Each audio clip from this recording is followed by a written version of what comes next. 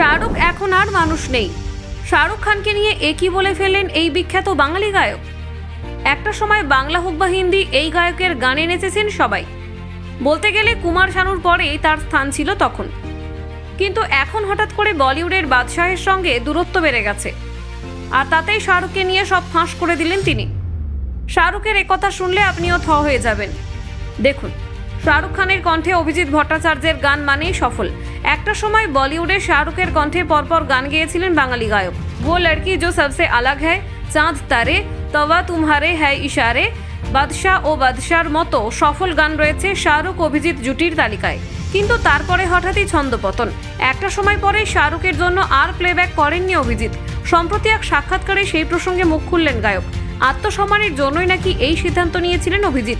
গায়ক বলেছেন, আত্মমর্যাদা ক্ষুণ্ণ হলে মনে হয় যথেষ্ট হয়েছে। আমি তো শাহরুখের জন্য গান গাইনি, আমি নিজের কাজের জন্য গেয়েছি। কিন্তু একটা সময় দেখলাম চা পরিবেশককেও কৃতিত্ব দেওয়া হচ্ছে, কিন্তু গায়ককে সেই সম্মান দেওয়া হচ্ছে না। তখন আমি ভাবলাম, কেন তোমার কণ্ঠে গান গাইবো? ভবিষ্যতে কি ফের শাহরুখের জন্য নিজের কণ্ঠ দেবেন অভিজিৎ? এই প্রসঙ্গে বাঙালি গায়ক বলেন, এমন নয় যে শাহরুখের সঙ্গে আমার সম্পর্ক ভেঙে গিয়েছে, কিন্তু শাহরুখ এখন আর মানুষ নেই। উনি এখন বিরাট মাপের তারকা, নিজেও হয়তো জানে না কোথায় পৌঁছে গিয়েছে। তাই ওর থেকে আমি আর কি বা আশা করব? আমি যেমন ছিলাম তেমনই রয়ে গেছি। আমি নিজের মতো করে এগিয়েছি। আমি শাহরুখের চেয়ে 5 থেকে 6 বছরের বড়।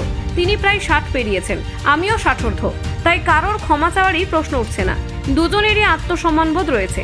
আমাদের জন্ম তারিখও পরপর, দুইজনেই বৃশ্চিক রাশি। তাই আমার বা ওর সমর্থন বা সাহায্যের প্রয়োজন নেই। কিছুদিন আগে মুম্বাই শহরে অনুষ্ঠান করে গেলেন আমেরিকার পপ তারকা ডুয়া লিপা। ডুয়া তার গান লেভিটেটিং এর সঙ্গে মিলিয়ে দেন শাহরুখের বাদশাহ ছবির গান वो लड़की जो सबसे अलग है। করতালিতে ভরিয়ে দিয়েছিলেন দর্শক। ছবিতে গানটি গেয়েছিলেন অভিজিৎ। কিন্তু সর্বত্র ডুয়ার সঙ্গে শুধুই শাহরুখের জয় জয়কার হচ্ছে, কোথাও তার নামের উল্লেখ নেই। এই বিষয়টি নিয়ে আক্ষেপ প্রকাশ করেছেন অভিজিৎ।